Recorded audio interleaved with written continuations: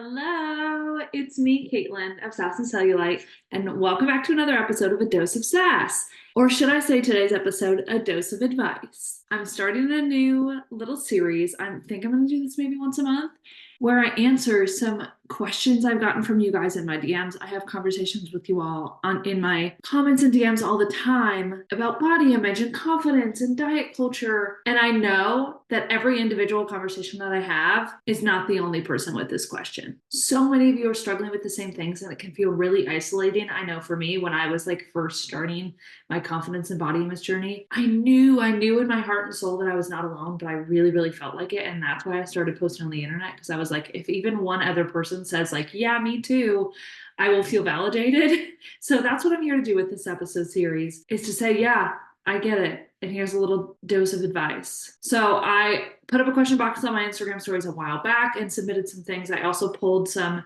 messages from my DMs of individual conversations I've had with y'all. These will all be shared anonymously, but I'm really excited about the topics that we're going to chat about today. This is kind of there's not really a theme to today's episode. It's just kind of a catch-all, the questions I've gotten this week. And if you have a burning question that doesn't get answered in this episode, please send me a DM and I'll save it for the next one. So the first one I'm going to answer, and this is a question I've paraphrased because I got quite a few of these, is I went to the doctor and my blood work is not looking like it should. I'm pre-diabetic and the doctor's telling me I need to lose weight. What do I do? Ugh, I've been there and it sucks. It's really hard to hear when you're trying to improve your body image and separate the idea of health and weight for a health professional to be like, hey, nope, you should lose weight. And you're trying to combat that advice with the knowledge you have about weight and health. And I just want to encourage you, first and foremost, that health and weight are not mutually exclusive. They can affect each other, but they're not synonyms. And unfortunately, the medical industry is rampant with fat phobia. It is rampant with weight loss advice. And weight loss may not necessarily be healthy for every single individual. But if you're looking at your blood work, if you're looking at the pre-diabetic stage, if there are health changes that you need to make, how do you do so without feeling obsessive about food and exercise? How do I do so without getting really restrictive and cutting a bunch of things out and going crazy about it? And let me tell you, focus on the habits. I say this all the time on my social media. Healthy habits are healthy habits, whether or not they result in weight loss. Drinking more water, getting more sleep, eating more fruits and vegetables are good for anybody, anytime, whether or not that results in physical body changes. Because that will affect your blood work as well. Getting more exercise, having more nutrient-dense meals, managing your stress, all of that will affect your blood work, and it might not move the scale. And if you go back to the doctor and show an improvement in blood work, and they still tell you to lose weight, well, you have the blood work to prove that you're okay. Because unfortunately, you still might get the response of yeah, well, you're looking better, but you probably should still lose 20 pounds. Ugh, don't worry about the number on the scale, please. Focus on the healthy habits. Because also, that's going to be way, way, way more sustainable than just trying to do a 3-month crash diet to lose 20 pounds because your doctor said so, and then they go and take your blood work again and nothing has actually improved because you didn't actually introduce new habits or sustainable activities, and you probably actually added to your stress from the stress of trying to follow a diet and exercise plan, that they're still going to be well, things aren't looking too great. And they might even tell you to continue to try losing weight, but you're still not addressing the actual issue. If the issue is health, let's address that. And there are plenty of ways that can be addressed without weight loss, intentional weight loss. Drink more water.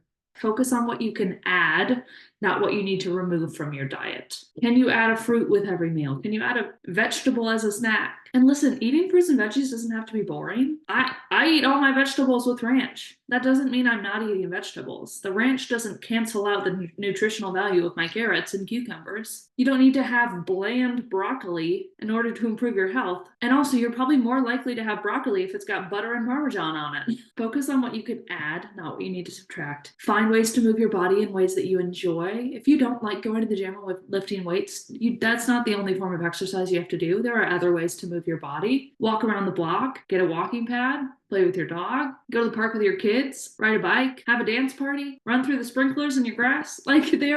All of these things count. And just because your workout routine doesn't look like some girl on Instagram or some formal gym setting doesn't mean you're not moving your body. Actually, I just learned this on TikTok. I was watching this morning. It's an acronym called NEAT, and it's let me clarify.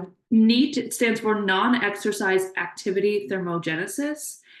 And that is actually a bigger component towards your overall like health for the day than the calories you burn through a traditional workout. So everything that your body's doing through the day, only 5% of the calories burned in your workout are actually the calories your body used all day. There's another very large percentage that comes from non-exercise activity thermogenesis, big words, all of the other ways that you move your body throughout the day, unloading the dishwasher, making the bed, walking around the grocery store. Your body is still working and moving, even though you're not lifting weights or running on a treadmill.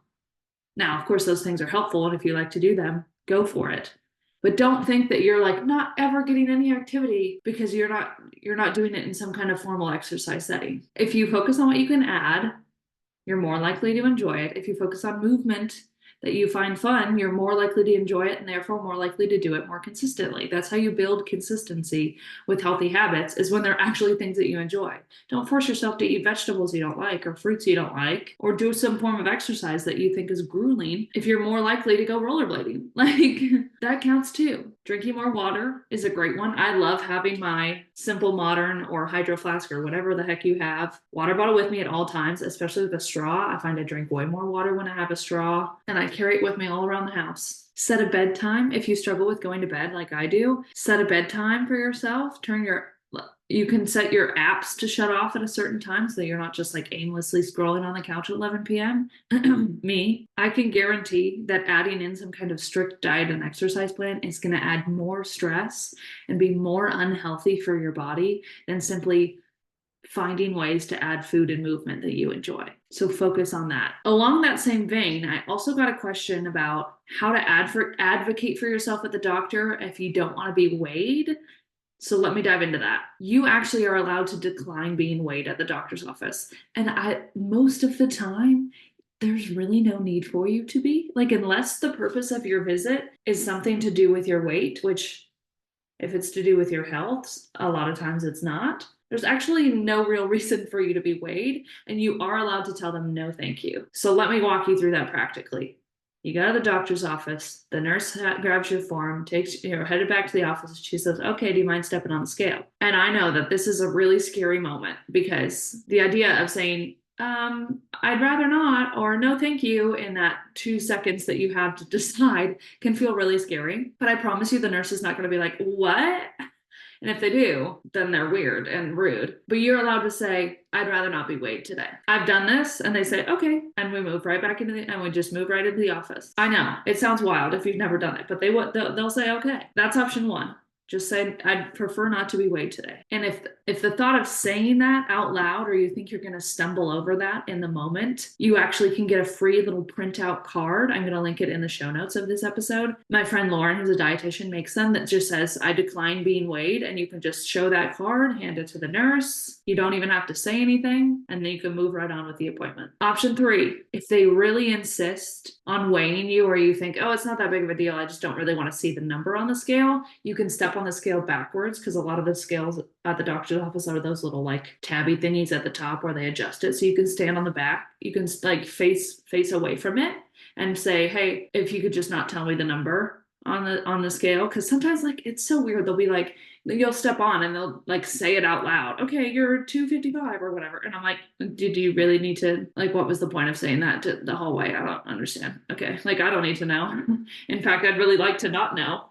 I don't weigh myself. I don't have a scale in my home, and it can really mess you up if the first time you've heard it in like a year is when you go to the doctor's office and she says it out loud, and you spend all this time going, okay, it doesn't matter. I don't need to see it. Turn around, and then they say it anyway, and you're like, oh, I should have just said no.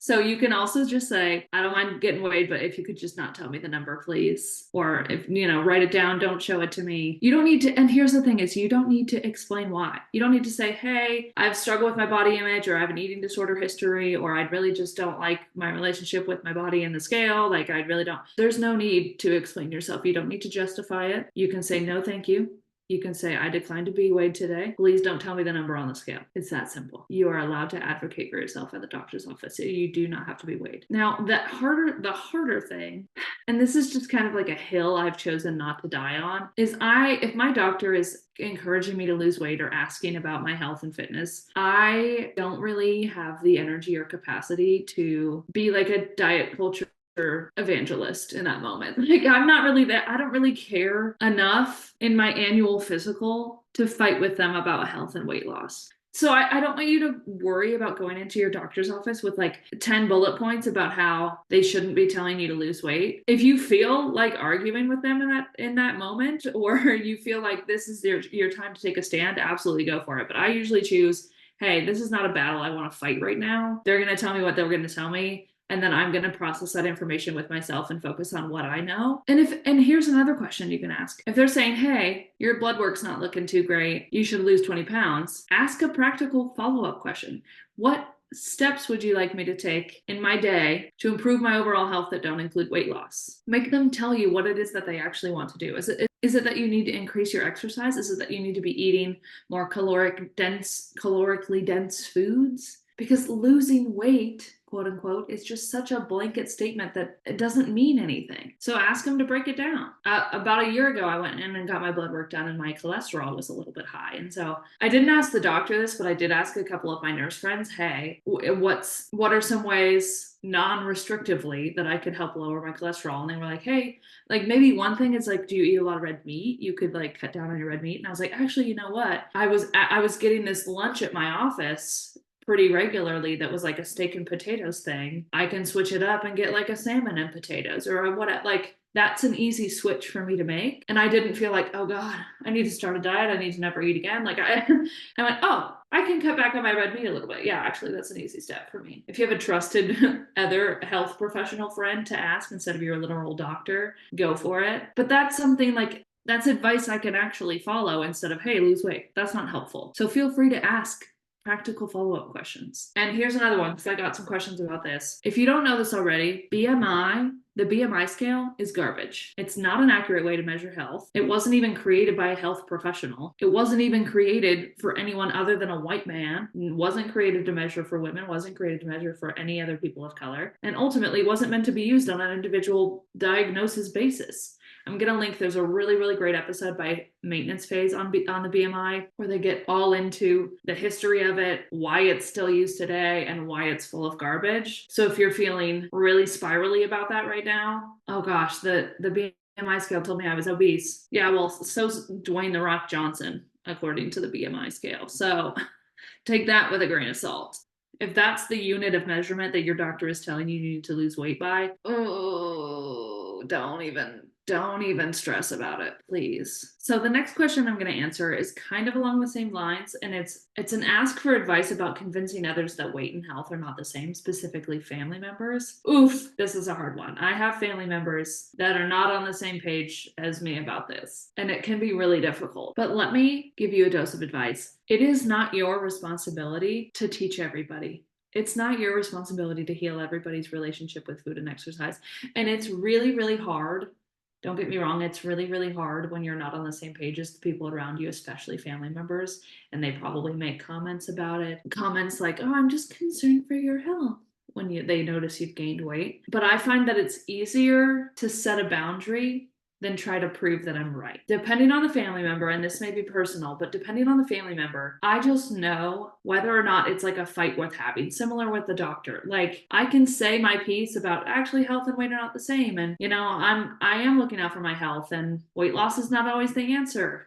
But it's not your job to educate them. You can share with them all the books and the podcasts and the Instagram posts, but if they're not willing to unlearn that information within themselves, then they're not going to be convinced. You're not going to convince them. Because a lot of people's ideas about health and weight come from their own internalized body image issues and internalized fat phobia. And that's not something that you can change. That's something that can only be changed by yourself. You can only control yourself. And if they're making comments to you about your appearance, about your weight, about your health, it's coming from a place of personal insecurity and projection. So I would encourage you to, if you've had a lot of conversations, maybe you've only had one or two, think about whether it's actually worth convincing them or having that fight, because with some people it's just not.